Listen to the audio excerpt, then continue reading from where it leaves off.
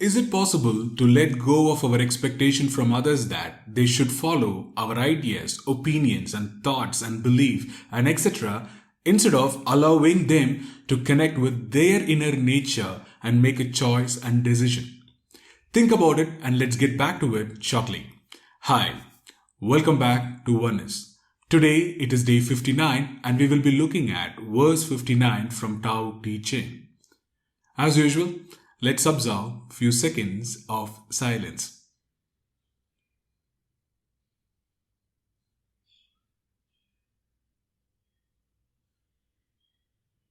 Alright, now let's get started.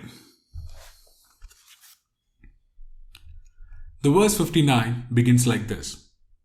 In caring for others and serving heaven, there is nothing like using restraint. The word caring for others, in the other translation, it can be said governing others or leading others. So when we are governing others or leading others, we should follow moderation. So what is moderation is being very careful about how we interfere with their nature. So instead of interfering with every single action they take, instead only interfere when it is absolutely required. Give your thoughts and opinion when it is asked for, instead of interfering and forcing the other person to do things the way we do.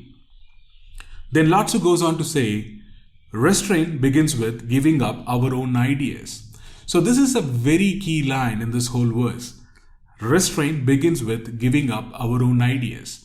See, as we grow up, we hold on to lots of ideas, thoughts and belief and etc. So that way we expect the other person to think the way we think, to behave the way we behave, to speak the way we speak. So that way we come up with lots of ideas in our head. So with that idea comes in that the others should also follow the way we do things. And this can be related anywhere. It can be at a workplace, it can be at the community, or it can be at home as well. So especially when it comes to the child at home, we all try to tell them how to do things.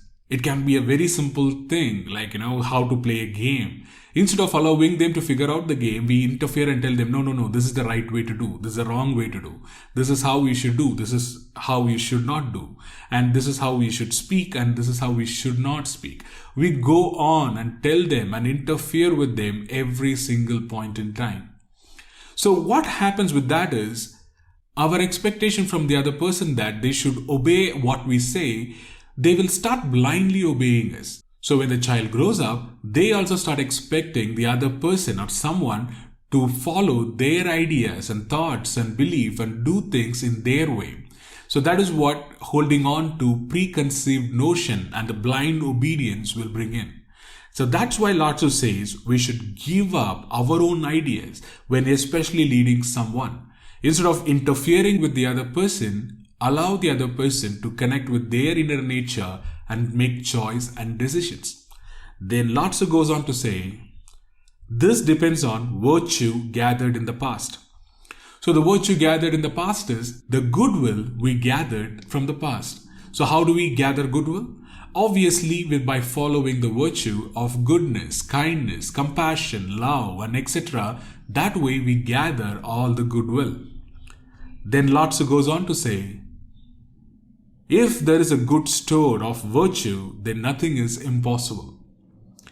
If by our action, if we gather a lot of goodwill, then nothing is impossible. If nothing is impossible, then there are no limits. When nothing is impossible, then there is nothing called a limit. Everyone or the other person will follow and accept the way that we govern them or we lead them. So that way, nothing is impossible. Then he goes on to say, if we know no limit, then we are fit to rule.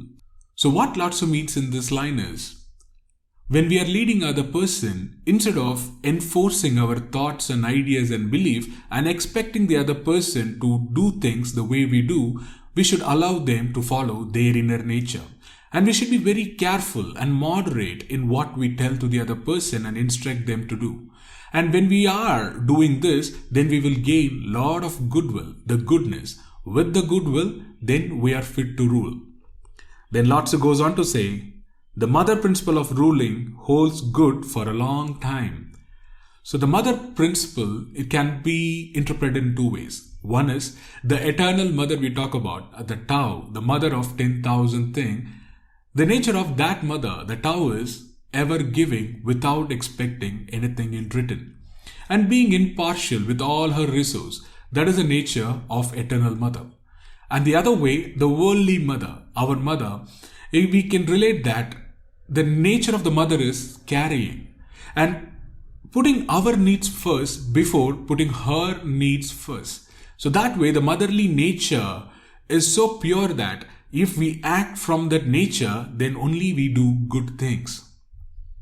Then Lao Tzu goes on to say, this is called having deep roots and firm foundation. So if we want to be a ruler, then we should hold on to the motherly nature. That way we have deep roots and firm foundation to govern and lead other people. And the Tao of long life and eternal vision. So that way everything will fall into place and people will not hesitate to express their true self. With that, we come to the end of verse 59. And one actionable thought for today is, allow other person to make a choice and decision in the day-to-day life. It can be very simple decision that what to make for breakfast, lunch or dinner. If there is other person who is asking you, or if you are in a place to tell the other person, ask the other person to make a choice instead of you enforcing your thoughts and ideas. At the same time, if you also have a child around at your home, if there is any situation that comes in, if the child is curious to know about something, instead of you telling them what to do and what not to do and how to do things, create a scenario for them and then let them come up with their own way of approaching things. That way, they will connect to their inner nature or the inner way of making choice and decision in their life. That way, leading others is done in moderation and a very careful way. With that, we conclude day 59 and talk to you tomorrow. Thank you.